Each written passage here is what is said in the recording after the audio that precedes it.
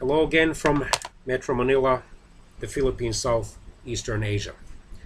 Although I live an ocean away from you, Canadian voters, I, as a former immigrant to Canada between 1987 and 1993, in the city of Thunder Bay, Ontario, I'm going to briefly share my thoughts regarding the level of political debate in the Canadian House of Commons, which is the Canadian Federal Parliament's lower, clearly more powerful and directly elected House.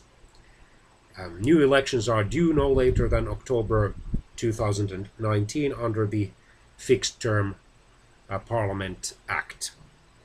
Although, of course, should the current federal cabinet of Liberal Prime Minister Justin Trudeau lose a vote of confidence, the elections could be held even before October 2019, given the fact that they still have a clear majority in Parliament, at least 20 to 25 seats, possibly more, and the fact that there is a tight party discipline.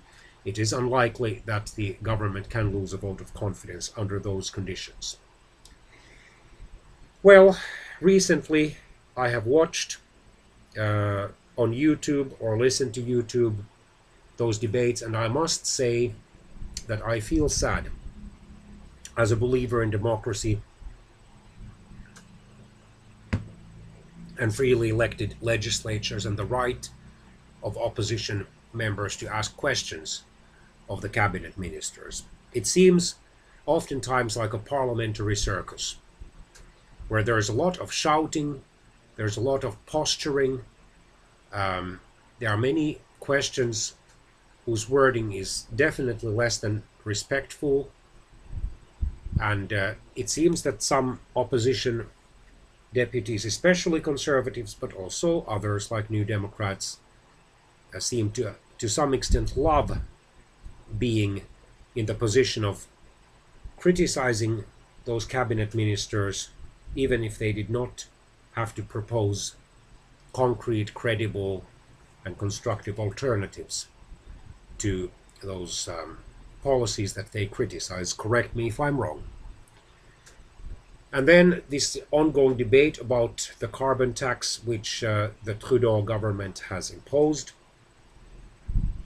on Canadians, or is about to impose on Canadians, and its debated cost.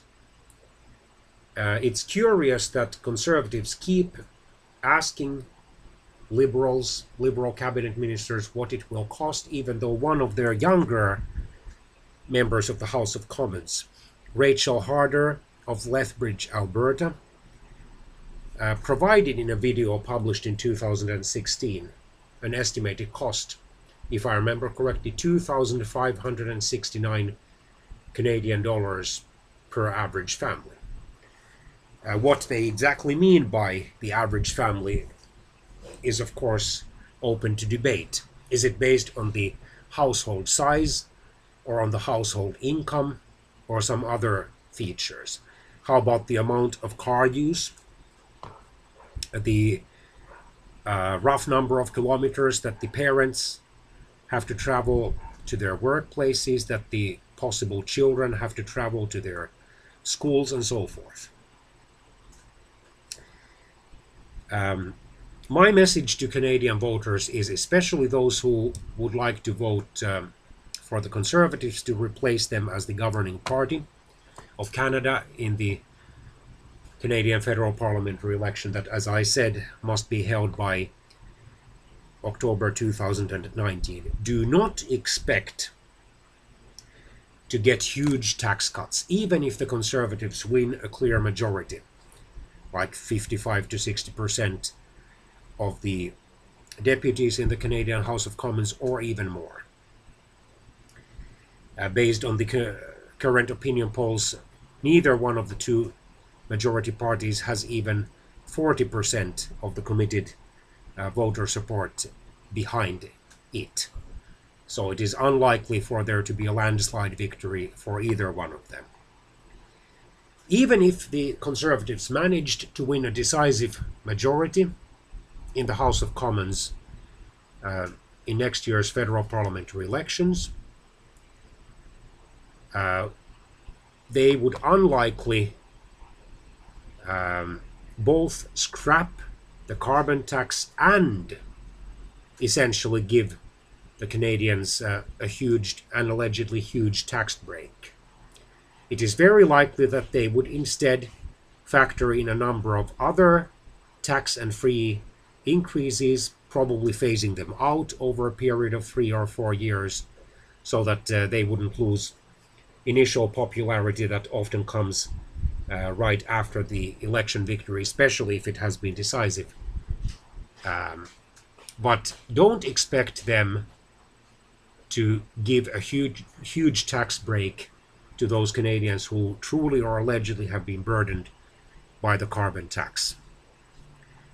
And don't expect the Canadian economic situation to radically and suddenly improve, even if the Conservatives do win a decisive majority. It takes a lot of hard work by both Canadian politicians, Canadian economists, and then ordinary Canadian employers and employees for the economic situation to improve. Even though the Canadian federal budget deficit is nowhere near as large as the horrendously high US budget deficit at the federal level, which is over $1 trillion US dollars per year. Still, there will be painful cuts to the rate of increase of spending, and there probably will be some tax increases, regardless of what the leading Conservative politicians, starting from the party leader, Mr. Andrew Scheer, will tell you during next year's parliamentary election campaign. But hopefully, the quality of debate in the Canadian House of Commons will gradually improve, and hopefully there will be clearly more principled politicians elected to the House of Commons, and of course to the other freely elected legislatures. Of course, we cannot have a perfect political system as long as we sinful humans are at least officially running the show, because all of our political systems are imperfect, all of them sadly are corruptible, and none of them will be permanent. Only one system of government will be permanent, and that is God's kingdom, which is ruled by righteousness and holiness. And especially those Canadian politicians who profess to be born-again Christians, regardless of their denomination or church or fellowship, whatever, or particular doctrinal positions, especially they should show a good example in those debates. They should not give in to the all too common and all too human temptations to criticize for the sake of criticism, to delight in the other people's misfortunes, and to have looks on their faces, looks in their eyes that seem to be mocking and gleeful, in a negative way, sinful way, happy at seeing those, in this case, Liberal cabinet ministers squirm in their seats, fumbling to answer their questions somehow. But have they thought about being in the same positions? Has, for example, Ms. Rachel Harder thought about being a cabinet minister in the next government should her party leader Andrew Scheer win the election? Would she demand the same high ethical standards of herself and of her cabinet colleagues and her party colleagues that she seems to demand nowadays still of the current Liberal federal government of Canada? But anyway, have a nice remainder of the summer and a terrific fall ahead. Bye-bye.